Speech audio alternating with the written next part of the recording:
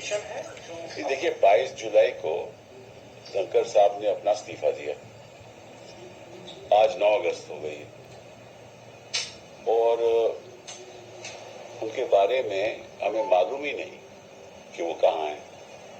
अब लापता लेडीज का तो मुझे पता था, तो लापता उपराष्ट्रपति का ये तो पहली बार सुना। अभी हमारे उपराष्ट्रपति थे और जिस तरह से उन्होंने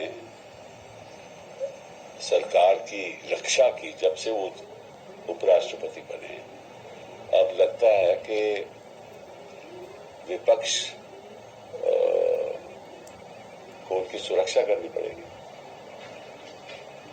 कहाँ है धनखड़ साहब?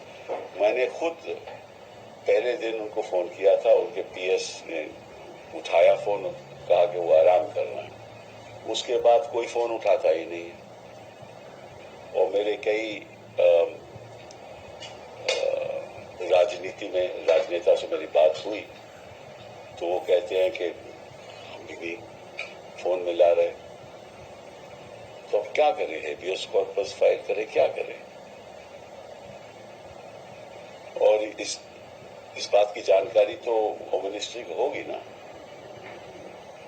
तो अमित शाह जी को एक बयान देना चाहिए, पब्लिक बयान, कि कहाँ है, क्योंकि आपको मालूम है उनकी तबीयत भी ठीक नहीं थी। तो ऐसा तो नहीं कि कहीं वो इलाज करवा रहे हैं, कहाँ हैं? उनके कोई परिवार के लोगों ने भी नहीं कुछ कहा। तो इशू क्या है? ऐसी बातें तो हमने दूसरे देशों में सुना था कि पता नहीं चला।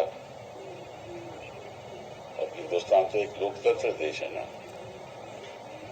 तो इसकी जानकारी जनता को मिलनी चाहिए।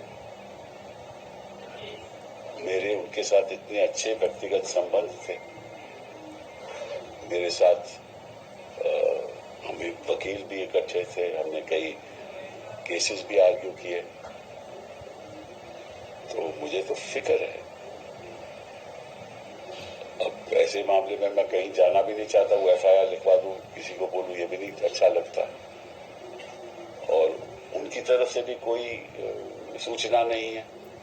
ये भी अजीब बात है कि उनके दोस्त हैं, उनके कई परिवार के लोग होंगे, दोस्त होंगे, कोई चर्चा ही नहीं है।